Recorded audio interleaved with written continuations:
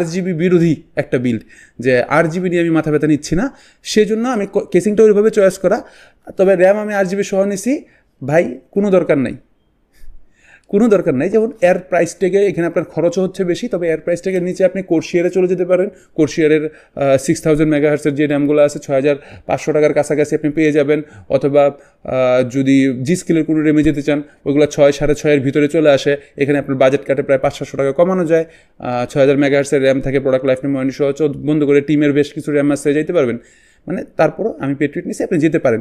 তবে এনভিএম হিসেবে আমি যেটা চয়েস করতেছি এটা হচ্ছে পেট্রিয়টেরই ভাইপার সিরিজের একটা এনভিএম ইউজ করতেছি। এটার রিড রেট স্পিডটা খুবই চমৎকার এবং বাজেটটাও চমৎকার। এটার প্রাইস পড়ে 6000 টাকার আশেপাশে। যদিও আমাদের প্যাকেজ যেহেতু এটা অফার করতেছি, তো ডেফিনেটলি এটার প্রাইস আরও কমে যাবে। তারপরে 6000 টাকার আশেপাশে, কিন্তু রিড রেট স্পিডটা হচ্ছে 7400 হচ্ছে রিড স্পিড, রাইট স্পিড হচ্ছে 4000 MBPS/সেকেন্ড। সো এই প্রাইস থেকে যতগুলো এনভিএমই আছে